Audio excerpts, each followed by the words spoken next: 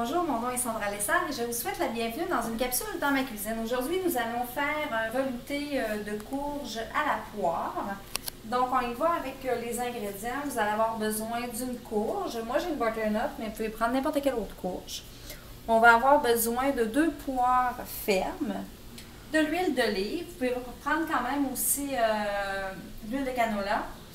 Vous avez du sirop d'érable. On va avoir besoin de bouillon de poulet, d'oignons, de gingembre, de jalapeno, du thym frais et une patate douce ou sucrée, appelez-la comme vous voulez, mais vous pouvez quand même prendre une pomme de terre régulière. Donc, je prépare les ingrédients et puis on se revoit tantôt. Nous voilà revenus. On va faire chauffer l'huile, environ une cuillère à soupe. Ensuite, on va faire revenir les oignons avec le jalapeno. Pour les oignons, ça va être une tasse d'oignons en dés. Pour le jalapeno, je vous dirais entre une demi-cuillère à soupe et une cuillère à soupe.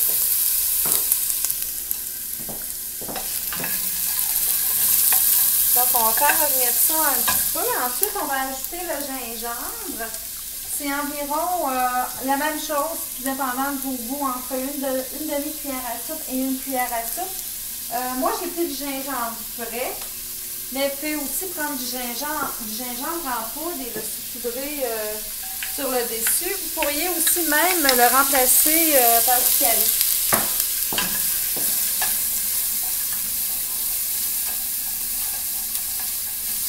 Donc, ensuite, on va saler et poivrer.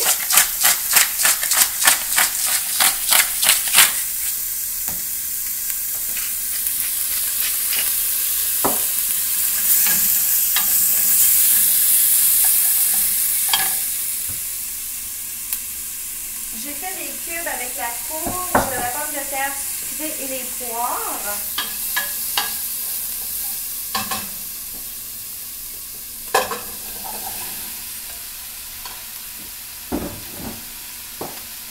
On va brasser un petit peu.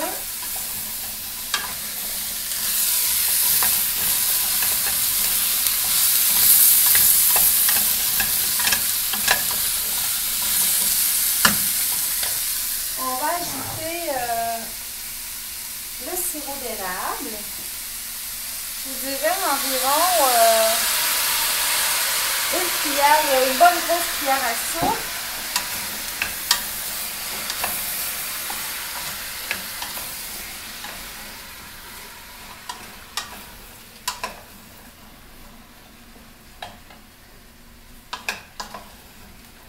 Ça sent bon, hein? Ça sent le gingembre.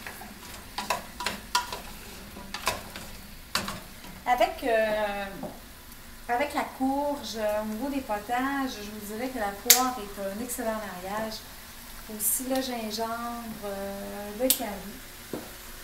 C'est des bonnes combinaisons. Ensuite, ce qu'on va faire, tout simplement, on va venir déglacer avec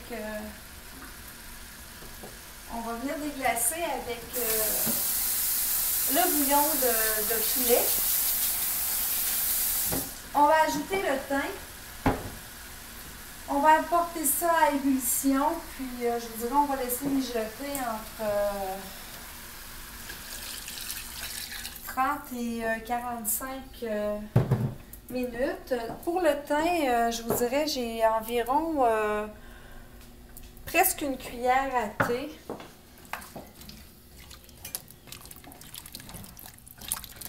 C'est sûr que pour les soupes, si vous voulez que vos soupes gardent les vitamines, quand c'est arrivé à ébullition, on va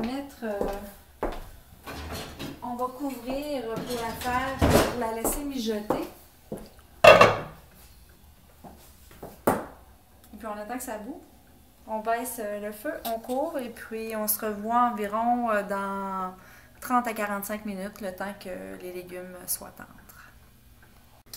Quand les légumes sont prêts, on va passer au mélangeur.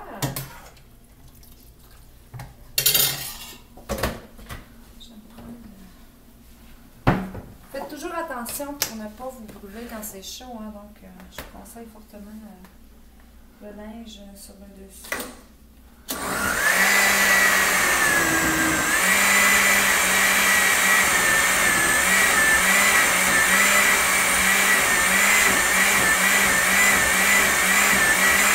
C'est concentré, là.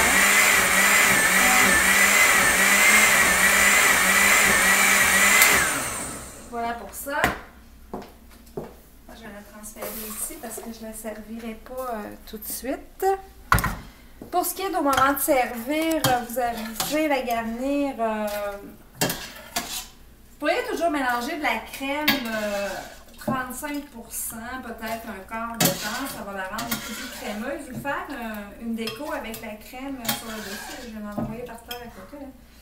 Là. Ensuite, le paprika aussi est très bon. Moi, ce que je fais, c'est que j'en prends et je le mets sur une petite passoire que je saupoudre. Donc, ça fait beaucoup plus joli. Puis pour la crème, évidemment, vous pouvez y aller avec les dessins au cure-dent.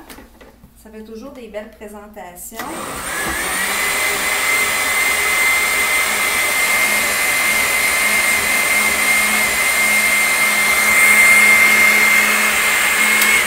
Je vous dirais, avec ces quantités-là, vous allez avoir environ peut-être un 4 à 6 portions.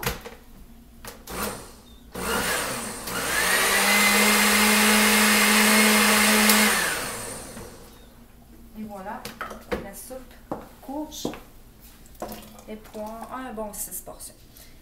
Et puis sur ce, je vous souhaite bon appétit.